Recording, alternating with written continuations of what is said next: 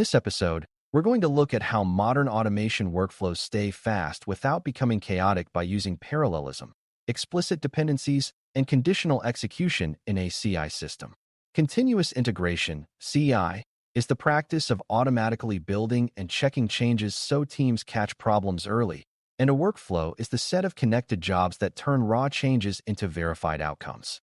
When beginners first see a pipeline, it can look like a single straight line, where one step happens after another until the end.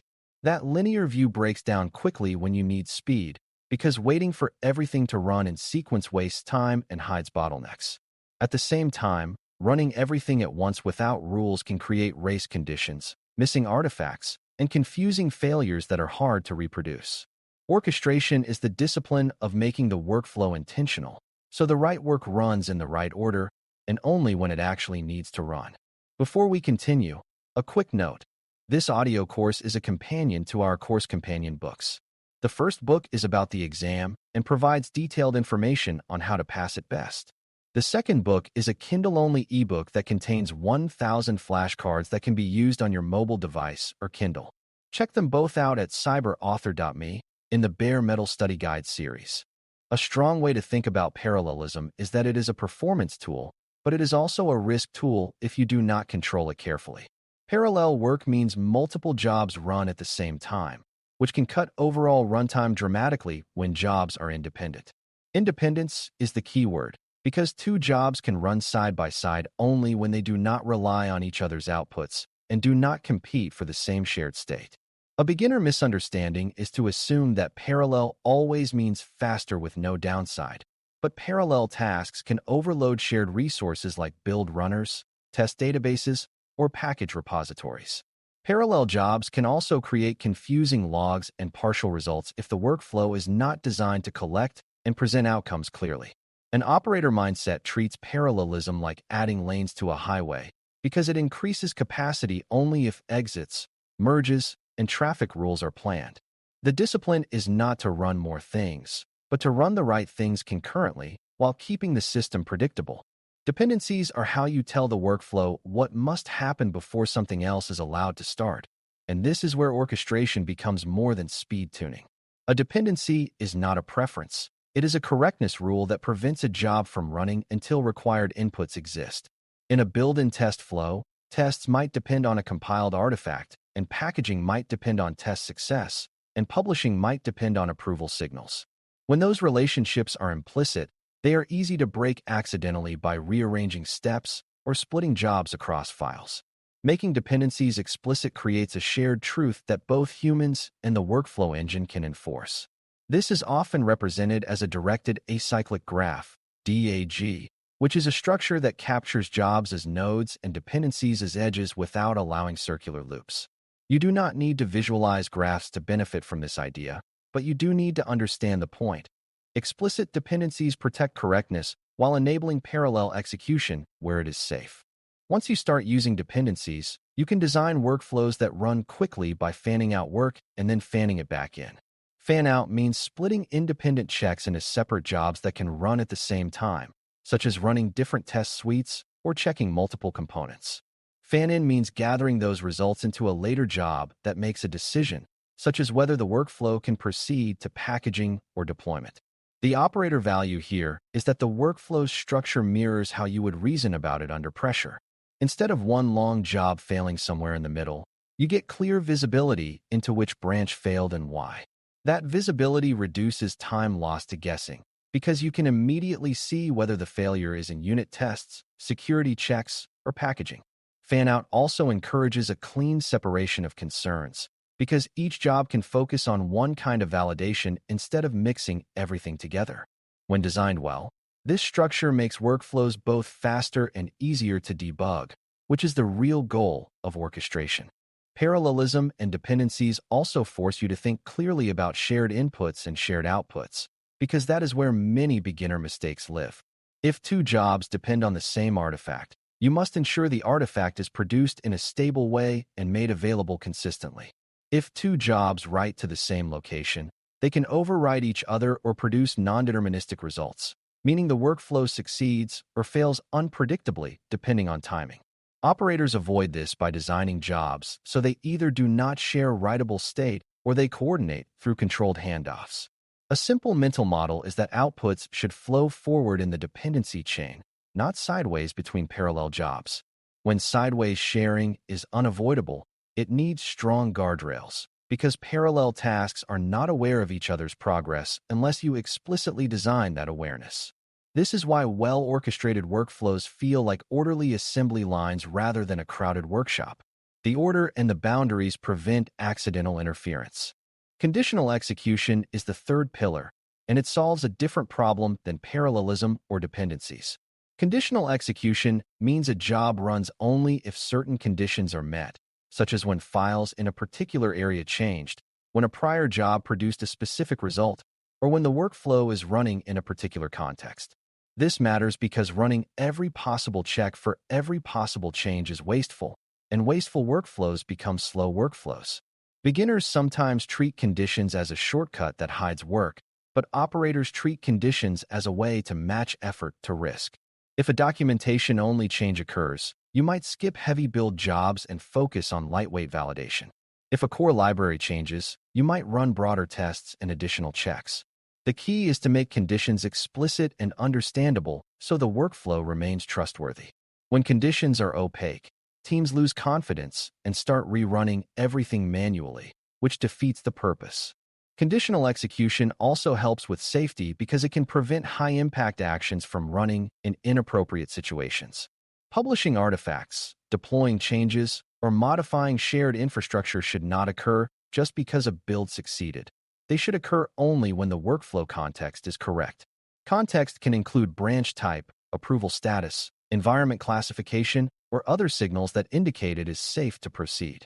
The operator mindset here is to treat conditions as guardrails that enforce policy, not just as performance optimizations.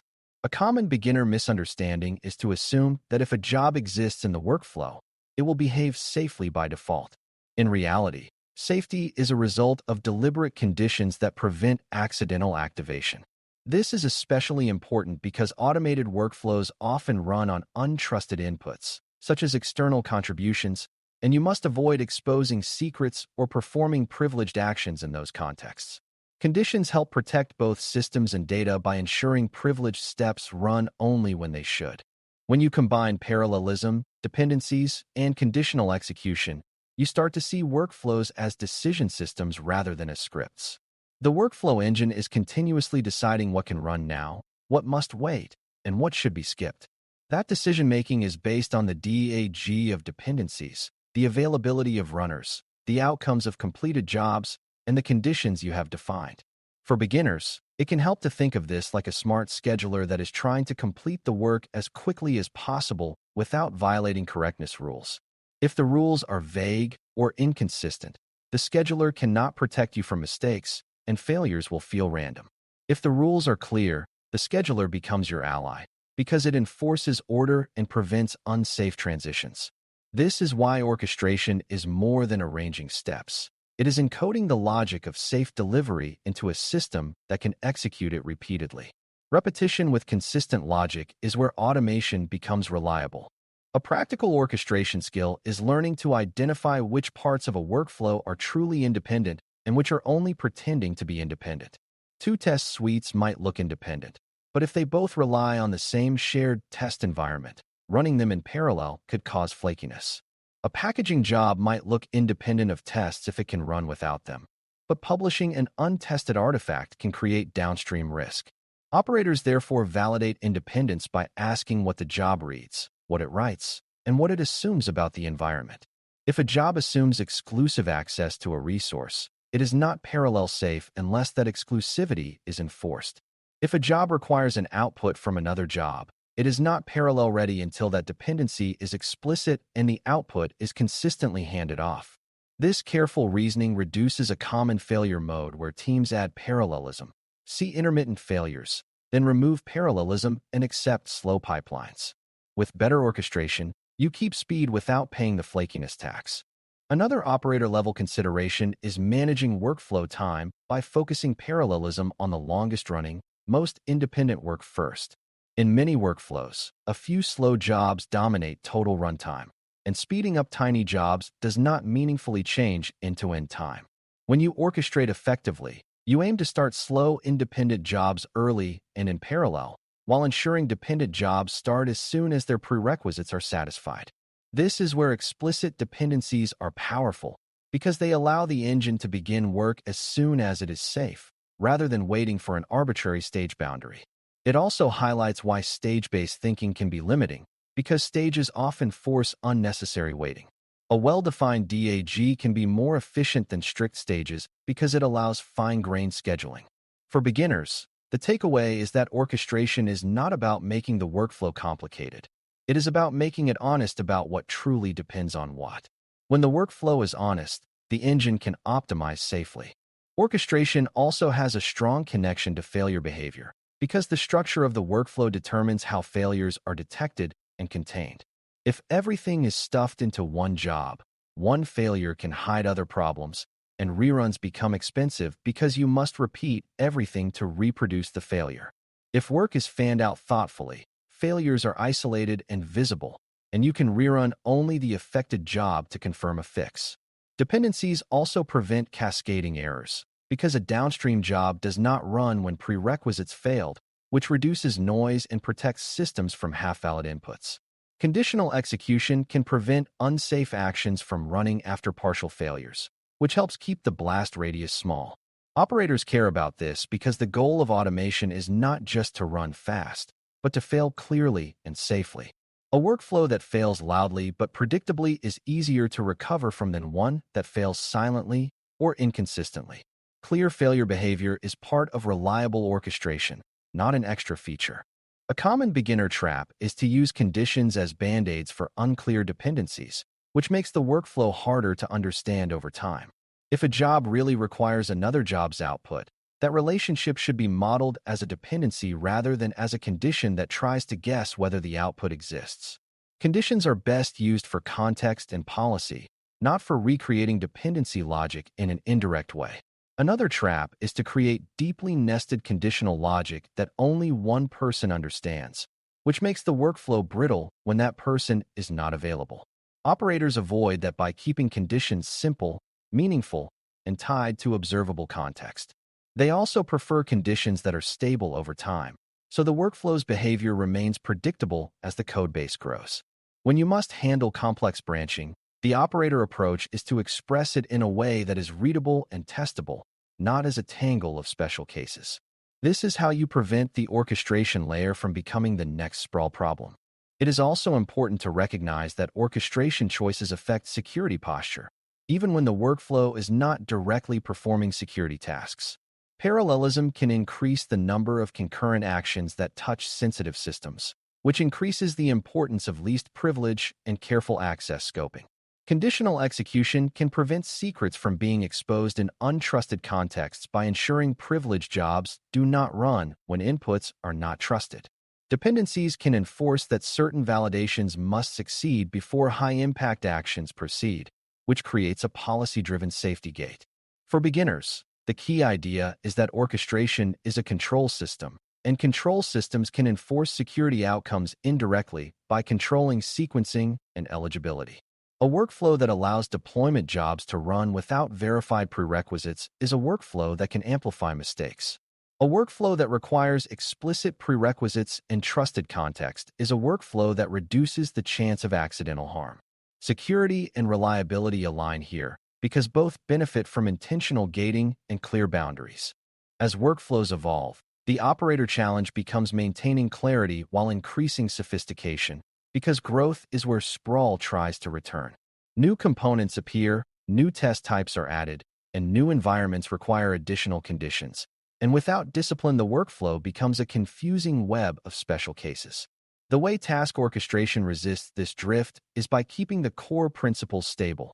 Parallelize what is truly independent, encode dependencies where outputs flow, and use conditions for context and policy rather than for guesswork.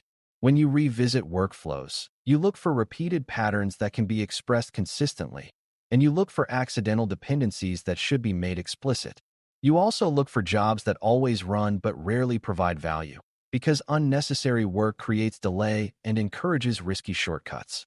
Mature orchestration is not static because the system changes, but the principles remain stable. When principles are stable, changes can be made without losing the ability to reason about the workflow.